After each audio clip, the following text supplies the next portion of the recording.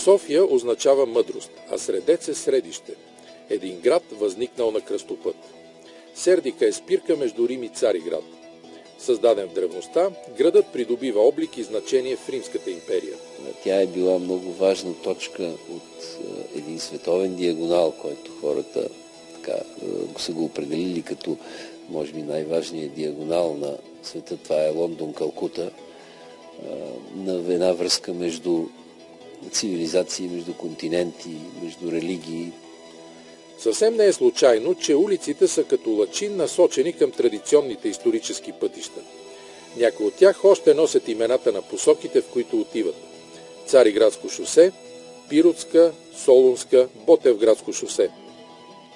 Входовете на София и как изглеждат според вас, доволна ли сте?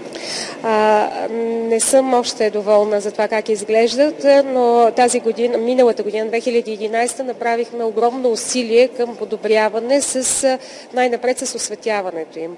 Не зная дали знаете, но входовете от към автомагистрала Тракия и от към автомагистрала Хемус нямаха изобщо осветление, нямаха и съоръженията и стълбовете даже. Така че ние изградихме над 2 км осветление и това вече е факт.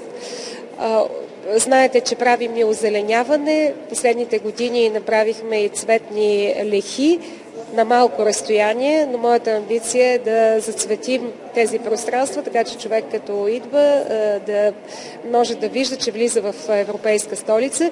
И последното, което е много важно, това е да направим и табелите и съответно знамената, нещо, което е необходимо съгласно и решенията на Общинския съвет. Имаме вече проекти за това, за тези 2 входа. Георги Момчил Попов е писател и създател на успешен блог за София. Автор е и на издания, които рекламират страната ни в чужбина. Интересното е, че българина след толкова години робство предпочита входовете на София, които в момента са 2 до 3 ги установихме, официални тържествени, с отворен тип архитектура. Ерго, Орлов мост, който е вход на София, посветен на заточениците от Дярбекир. Лъвов мост, посветен, пак е вход от към северната страна. Това за размерите на малка София, тя до 9 септември била 300 хилядна. Зор. Това чудо сега е нещо друго. Пак отворен тип. Нали? Свода, арката се получава от твоето почитание или от твоите представи. Нали? Третият интересен свод е с войника на Княжеско шосе ли се води, там на Владайско. Но от една страна е войника, от другата страна е склона. А отгоре е малката гаричка, на която се е решило България дали ще е монархия или република. С този паметник, който е много хубав, между другото, трябва да погледна кой му автора, се образува южната тържествена арка. София като по-космополитен град трябва да помисли заобщо за националната история и ако можем, примерно източният вход да бъде посветен на тракийците, защото Севстополис е на изток. Западният вход да има нещо, което да обозначава, че тук е била и Древна Римска империя.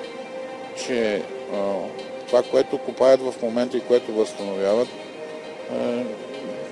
е едно археологическо чудо. София означава мъдрост. Колко мъдър е един народ, си личи и по архитектурното наследство, което оставя на следващите поколения.